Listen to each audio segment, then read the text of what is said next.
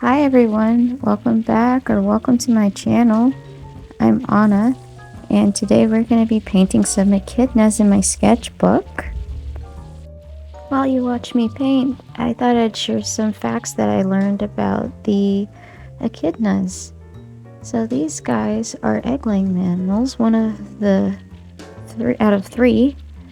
And so what happened is that they lay their eggs and they'll keep them in the pouch of the mother, and they will stay in the mother's pouch for 10 days to incubate.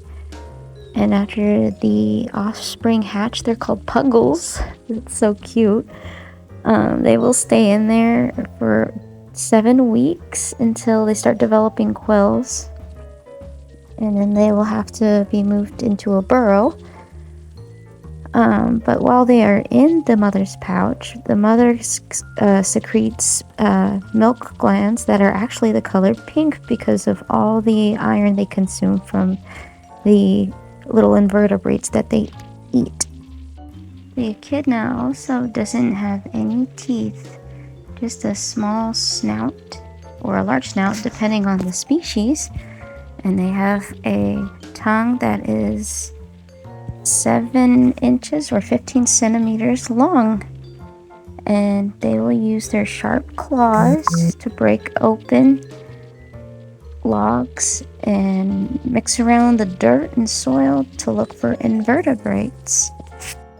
Another fun fact about the echidna is that they have the second lowest body temperature out of all the mammals. They're second to the platypus.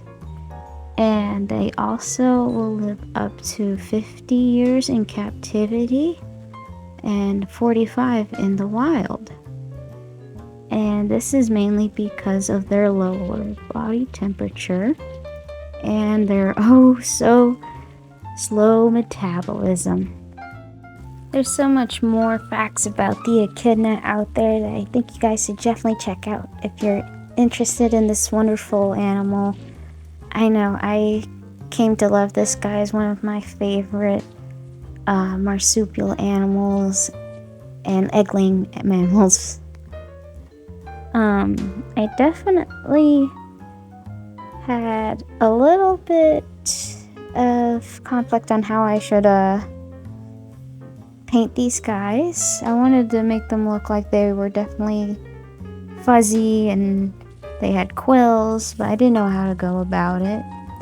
At first I thought, okay, I can maybe use the Jelly Roll white gel pen and like highlight the very tips of it, but I noticed it didn't turn out well. You'll see later in the video, because I made them very yellow and the white wasn't sticking out too much from the yellow. And so, luckily, I did leave that yellow to peek through while I did the second layer with some brownish orange color. And I know these guys aren't the exact color of the real echidnas, but I wanted them to be more vibrant and saturated. And I'm really happy with how they came out. Because I was scared to use darker colors because I didn't want it looking all muddy, because I definitely tested it beforehand. I tested my browns and it was too dark. And so once I mixed these before filming, I was very happy with the results and the colors of what I mixed.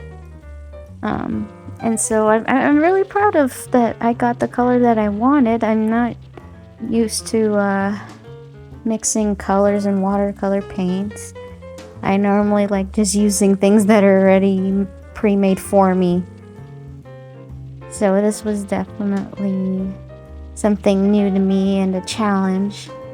And I'm happy I did it. I loved mixing colors and figuring out the theories and how you make something look warmer, what kind of colors you want to make it look cooler, etc. I also didn't use any black for any of the darker parts, such as the snout and the claws. I used the darker purple, but darker than the one I did for the skunks If you haven't seen that video, I recommend you go watch that one. That one's really great. That was my first time painting all of my my studies in my sketchbook. So it really turned out. I hope you guys enjoyed that video. But yeah, I liked how the purple that I used complemented the yellows and oranges and browns of the echidna. So I'm happy I made that choice, because I've been recently paying attention to what helps complement the colors around each piece, so that way I can make them feel more unified. And yeah, they just look a lot better rather than using any grays and just dull colors. On this page, I also made it my goal to work on doing a little bit of background foliage. I'm really happy with the colors.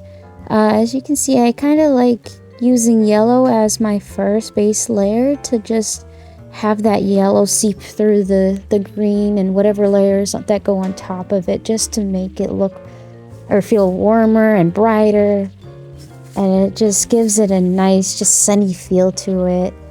Oh, sorry, Mike. If you hear plastic bags, my cat's playing in the plastic shopping bags.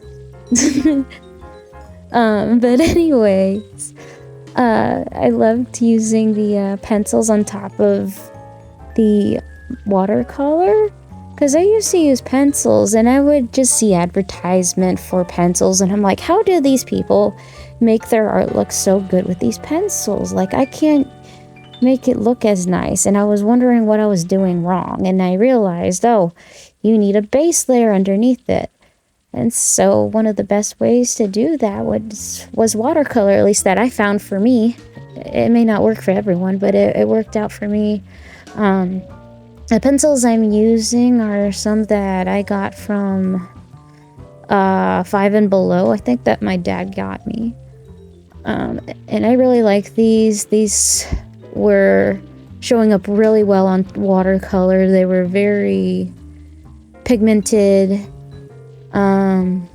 Yeah, they worked really well. I liked them a lot better than the Prismacolor ones, because this little box came with more colors. I only have this set of 12 pencils, or the Prismacolor erase ones, because I use those for lining or sketching, doing studies in my sketchbook, and I want to be able to erase, even though they can't erase as good as lead. At least that's what I find. But they definitely don't how do I put this? They don't smear like lead does. Lead definitely transfers, I think, a lot more messier and smudgier than the Prismacolor erase pencils. But yeah, I love that I was finally able to use my 5 and Below pencils that I got. I'm gonna have to look back at the brand to see what brand I have. I didn't really pay attention to it.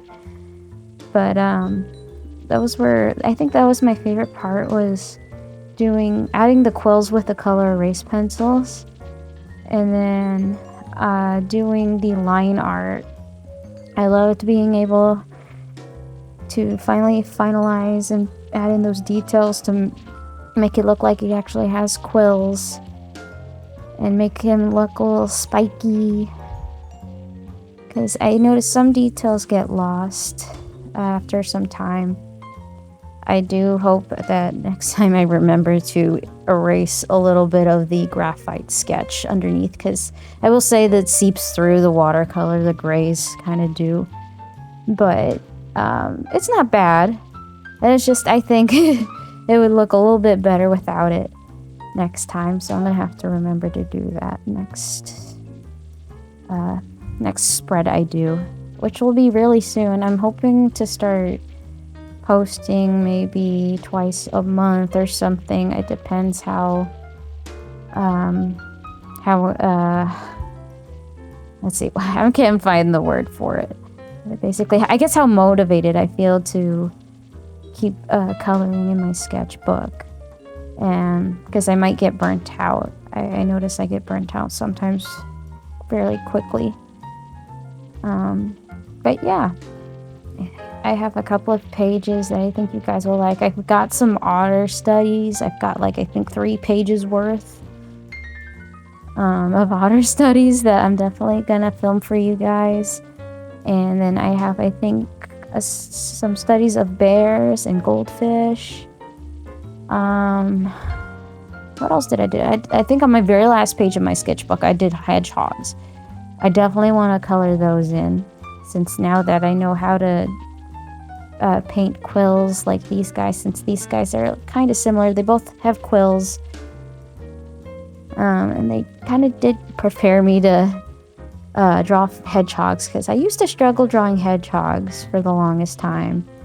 But then I finally understood, okay, this is how their body shape is. Like, I had to simplify. I had to narrow down their body to a simple shape like a potato or something. A potato shape, I don't know. But I'm really happy with how they came out. And this spread here just prepared me for that. Looks like we're nearing the end of this video. I hope you guys enjoyed this and got something done, or it inspired you to draw something or color. I hope you guys have a wonderful day. Make sure you guys stay hydrated, drinking lots of water.